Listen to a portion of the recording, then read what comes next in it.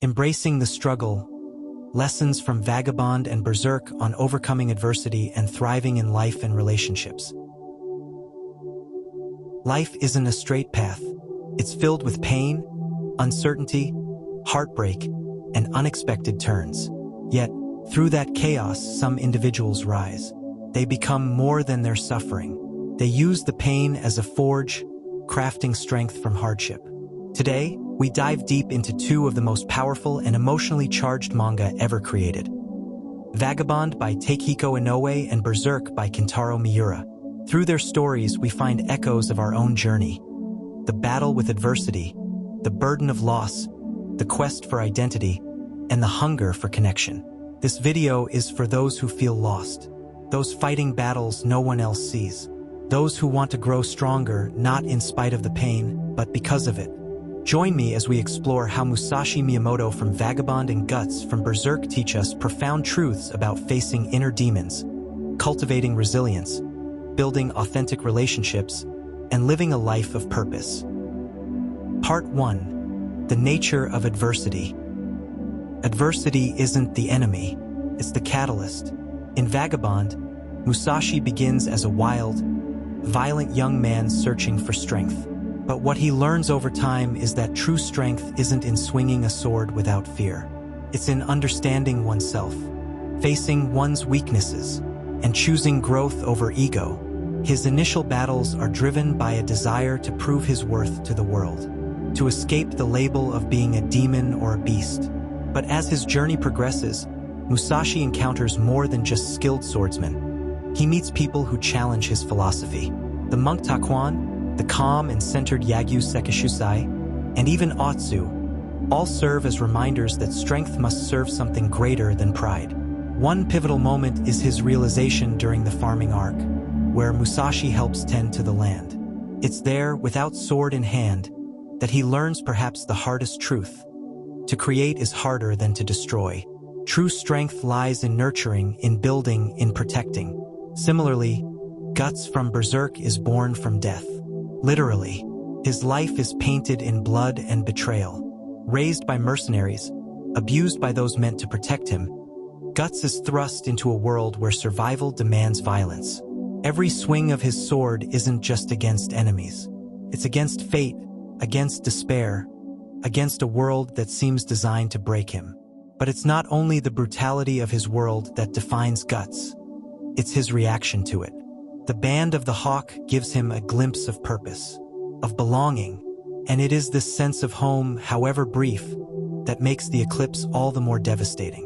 The betrayal by Griffith isn't just a physical or strategic blow. It is spiritual, emotional, existential. It's here that adversity takes on a new face. It becomes not just hardship, but betrayal from those closest to us.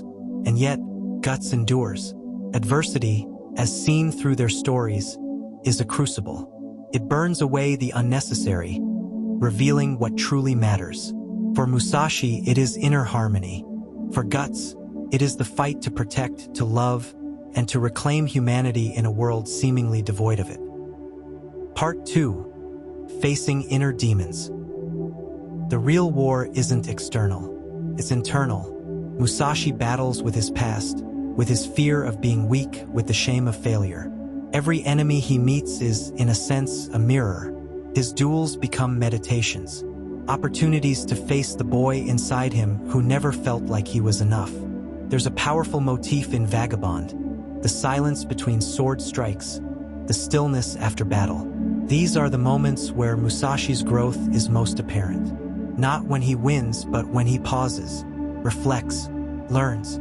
The fight with Inshun, for instance, isn't just a physical encounter. It's psychological. Inshun represents raw, unfiltered fear, a primal, overwhelming force. Musashi doesn't win through brute strength, but by confronting that fear head-on. By refusing to retreat, Guts carries his demons more literally. The beast of darkness is a manifestation of his rage and despair, a constant whisper, a temptation to give in to hate. But even more potent than that is the memory of betrayal, the loss of comrades, and the feeling that he must carry the world on his shoulders. His silence, his solitude, They are shields against the overwhelming grief inside him. Yet, Guts isn't consumed. Not completely. Why? Because of his human connections. Because of the quiet moments with Casca, with Puck, with Farnese and Serpico. These bonds tether him to the world, keeping him from falling into the abyss. In both cases, the only way out is through. They don't numb their pain. They don't deny their suffering. They confront it. They bleed with it. And through that process, they begin to reclaim their humanity. In our own lives, facing inner demons means looking at the parts of ourselves we'd rather ignore. It means asking hard questions. Why do I feel angry? Why do I push people away? What am I afraid of? Only by confronting the truth can we begin to heal. It is an act of courage to sit with discomfort, to investigate pain rather than escape it. Journaling, therapy, solitude, meditation. These are our tools, our swords in this invisible battle. We may not fight apostles or samurai, but we fight something just as formidable. The voice in our head that says we are not enough. Part 3. Building Resilience. Resilience isn't about being unbreakable. It's about choosing to stand up after being broken. Musashi fails. A lot. He loses. He gets injured. He questions his path. But every time he gets back up, and each fall teaches him something. His growth isn't linear. It's messy, real. After his humiliating defeat against the Yoshioka school, Musashi is a broken man. But it's this defeat that opens the door to a deeper understanding of strength. He begins to see that strength without purpose, without inner peace, is hollow. That growth is not about being better than others, but about being better than you were yesterday. Guts is the embodiment of perseverance. He drags a sword bigger than most men. He fights apostles and gods. But it's not his strength that defines him. It's his refusal to give in. Even when branded, hunted, cursed, he keeps going. Not because he's fearless, but because he chooses to act even while afraid. What makes Guts truly powerful is his endurance. The Golden Age arc is not just a tale of glory. It's the foundation of his trauma. The eclipse doesn't just take his comrades. It shatters his identity, and still he survives. He carries Casca, broken and silent, across a continent, through monsters and madness. That is resilience. True resilience is forged in failure. It's saying, I won't let this define me. It's learning from the pain, adapting, and pressing forward. And it's not just about the big moments. It's about the daily choices. Choosing to get out of bed when depressed, to apologize when we've hurt someone, to set boundaries even when it's uncomfortable, to do the thing even when it's terrifying. Both Musashi and Guts remind us that resilience doesn't mean we don't fall. It means we rise differently, stronger, wiser, and more compassionate. Part 4. Success in Relationships.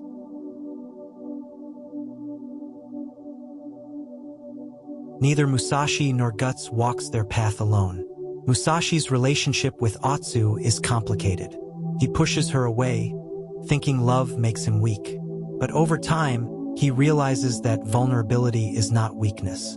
To truly connect, one must be willing to be seen, fully, without armor, without titles. At first, Musashi treats love as a distraction from the path of strength. But slowly, he comes to understand that connection with others is not a detour. It is the path. Otsu remains a symbol of peace and emotional refuge. Even when Musashi wanders far from her physically, her memory and presence remain with him. She represents a kind of home, a grounding force. This is especially visible in moments when Musashi questions his own humanity, when he reflects on the cost of violence and ambition. Her kindness, her unwavering presence, remind him that being seen and loved without judgment is a source of profound strength. Guts and Casca, on the other hand, are a whirlwind of trauma, tenderness, and tragedy. Their relationship begins in war, forged in shared pain and survival. Casca, who herself has known deep wounds, finds an unexpected vulnerability in Guts. He, in turn, sees in her a reason to live beyond revenge. But the road isn't easy. After the eclipse, Casca is mentally broken, and Guts is consumed by rage. The love they shared becomes a burden, a responsibility, and a test. Guts chooses to protect her, not just from physical harm but from the darkness that threatens to consume him. Even when she cannot respond, when she does not even recognize him, he does not abandon her. Real relationships like theirs are not fairy tales. They're not clean or perfect or predictable. They are forged in suffering, in forgiveness, in loyalty, in the willingness to stay.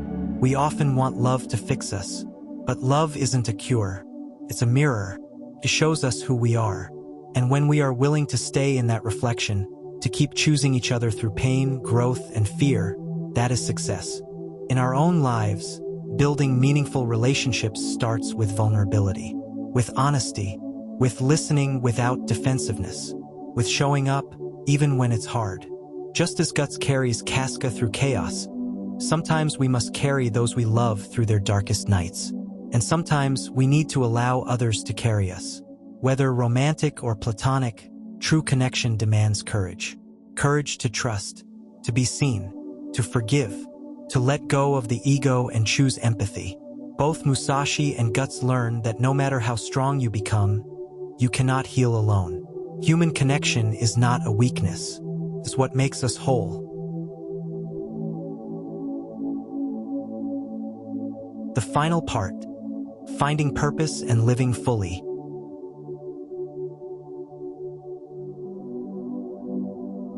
Purpose isn't something you find, it's something you create. At the start of Vagabond, Musashi believes his purpose is to be invincible, to become the strongest under the heavens. But this pursuit, while noble in his eyes, begins to crack as he realizes that physical power is empty without inner harmony. His journey through Japan becomes more than a quest for mastery. It becomes a spiritual pilgrimage. Musashi begins to see that each person he meets, each fight he engages in, is part of something bigger. A lesson, a question, a mirror. Over time, he begins to understand that true purpose cannot be born from comparison. It must come from alignment, from doing what calls to your soul, even when no one understands. His purpose evolves, from defeating others to understanding himself, from seeking fear to nurturing peace.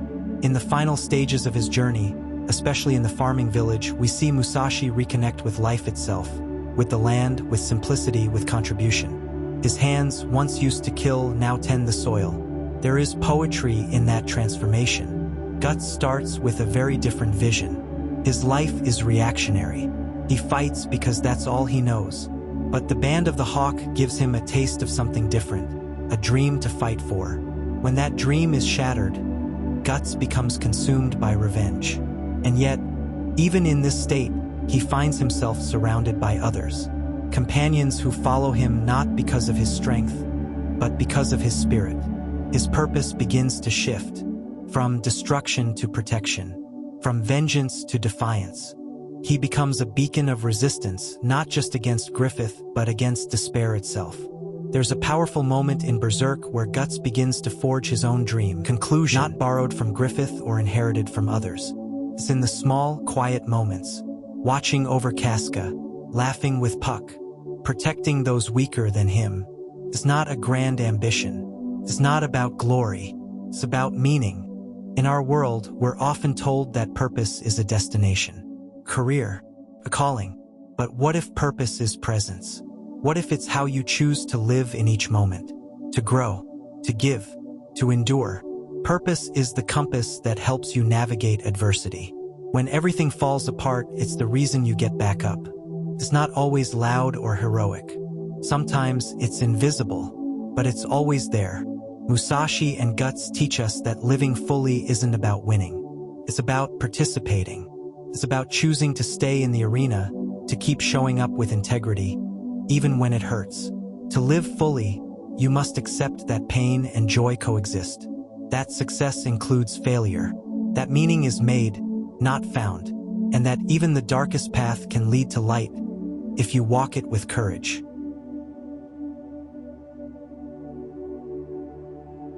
Conclusion. Vagabond and Berserk aren't just stories. They are mirrors, reflections of our pain, our questions, our hopes. Musashi and Guts teach us that the road to strength is paved with suffering. That to find peace, we must first face chaos. That to love fully, we must risk loss. And that no matter how dark the world gets, we always have a choice to keep moving forward. These narratives show that we don't have to be defined by our trauma, that every scar can become a mark of transformation, that every fall can become a rise if we choose to stand again. Musashi's journey is one of shedding ego, of embracing humility, of learning to find strength in stillness. Guts' path is one of burning resilience, of defying destiny, of choosing love over vengeance. Together, they offer us a map. So if you're struggling, remember this: you are not alone. Your pain has meaning, your scars are stories, and your journey is far from over. You are the hero of your own tale, and like all great heroes, your power lies not in avoiding suffering, but in transforming it. Embrace the struggle, face your demons, build your resilience, love with courage, and above all, live with purpose. Because the world doesn't need perfect people. It needs people who keep going. Like Musashi, like Guts, like you.